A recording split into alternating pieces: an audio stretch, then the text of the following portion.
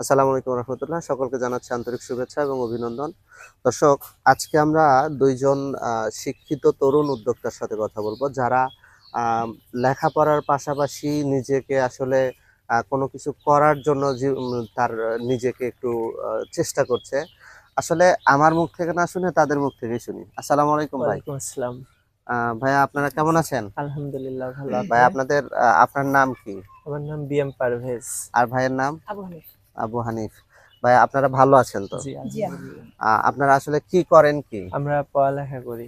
দুইজনই? জি, জি আচ্ছা, কে কিসে পড়েন একটু আমি জানেন? কৃষি ডিপ্লোমা কমপ্লিট করে বিএসসি করতেছি। আর বড় ভাই? অনার্স সেকেন্ড ইয়ারে। সেটা। তাইলে আপনারা যে হঠাৎ করে হাঁস খামারের প্রতি আগ্রহ কেন হলো আসলে?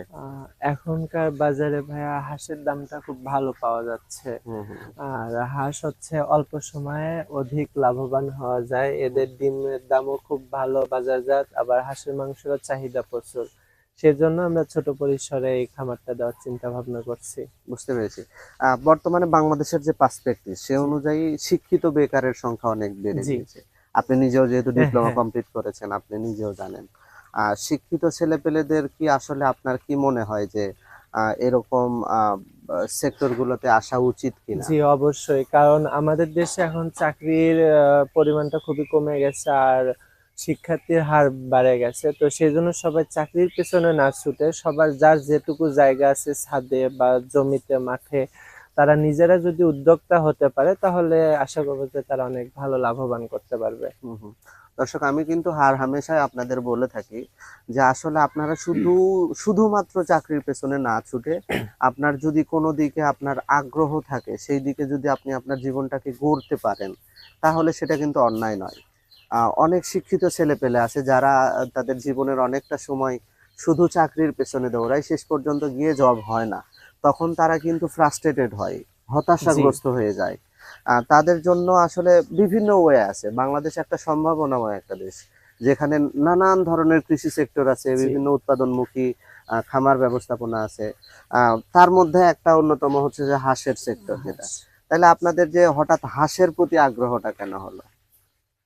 হাঁস আমরা ছোট পরিসরে মুরগিও তুলছি, হুম হুম কিন্তু দেখা যায় কি মুরগি বাজারজাতে সেল করতে গেলে একটু সমস্যা হয়। হুম মুরগির ডিমের চাহিদাও কম, মুরগির চাহিদাটাও কম। হুম কিন্তু আমরা আপনার পেজে ঢুকে যখন এই হাঁসটা দেখলাম, আর হাঁস হচ্ছে এটা খুব অল্প সময়ে তাড়াতাড়ি বড় হচ্ছে, হুম ডিমের দামও প্রচুর পরিমাণে বেশি।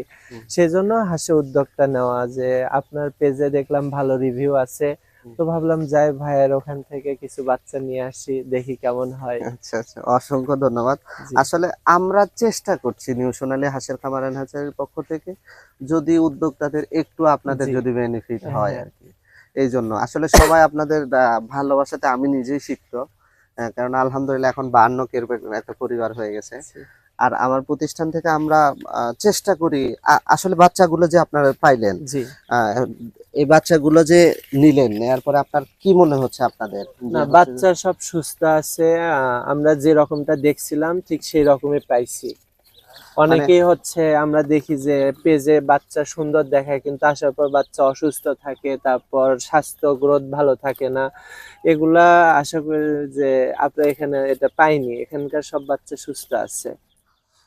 সব মিলে আমরা চেষ্টা করছি। আর আসলে আপনাদেরকে খুবই খুবই ধন্যবাদ, বিশেষ করে বড় ভাই যেহেতু যখন জি অর্ডার দিয়েছিলেন, আসলে আপনারা তো অনলাইনে অর্ডার হ্যাঁ। দিয়েছিলেন। অনলাইনে অর্ডার দেওয়ার পরে কি মনে হয়েছে যে আসলে বিভ্রান্তিকর কোনো কিছু না, বা কোনো এরকম সেরকম কোনো মনে কিছু হয়নি। না। যাই হোক, আর রাস্তাঘাটের ব্যবস্থাও খুব ভালো ছিল, খুব সহজে কিন্তু আসতে আমাদের এটা পারছি। একটু ভিতরে হয়ে যায়, জি, বেশি এটা কোনো ভিতরে। সমস্যা না। যাই হোক, আপনাদের অসংখ্য ধন্যবাদ। দর্শক, যারা দেশের বিভিন্ন প্রান্ত থেকে দেখছেন, তাদের উদ্দেশ্যে জানাচ্ছি, আপনারাও যদি ভাইদের মতো শিক্ষিত হয়ে থাকেন, শিক্ষিত মানুষরাও কিন্তু আহ, কর্ম উদ্যোক্তা, যেটা আপনারা বিভিন্ন সেক্টরে আপনারা আগাইতে পারেন। পাশাপাশি অনেক কর্মজীবী মানুষও কিন্তু এগুলো ছোট ছোট উদ্যোক্তার বিষয়গুলো, যেমন হচ্ছে মৎস্য চাষ, তারপরে হচ্ছে পশুপালন, তারপরে হচ্ছে যে আপনার পাখি। পাখি পালন, তারপর হচ্ছে শখের মুরগি পালন, এই জাতীয় অনেক কিছু আপনারা কিন্তু আপনাদের যে অফ টাইম, ডিউরিং টাইমটা আছে, সেই টাইমটা গুলোতে আপনারা কিন্তু স্পেন্ড করতে পারেন। পাশাপাশি ওখান থেকে হয়তো বেনিফিটেড হওয়া পসিবল। যাই হোক, সবাই সুস্থ থাকবেন, ভালো থাকবেন। আর আপনারা কি ধরনের তথ্য পেতে যাচ্ছেন এটা কিন্তু আমাদের কমেন্ট বক্সে জানাবেন। আর যদি আপনাদের প্রয়োজন হয়, ভাইদের ফোন নাম্বার এবং তাদের ঠিকানা আমি ডেসক্রিপশনে দিয়ে দিব, তাদের সাথেও আপনারা সরাসরি যোগাযোগ করতে পারবেন। ভালো থাকবেন, সুস্থ থাকবেন ভাইয়া। ঠিক আছে, ধন্যবাদ আচ্ছা আপনাদের। ভাইয়া। আসসালামু আলাইকুম। আসসালাম।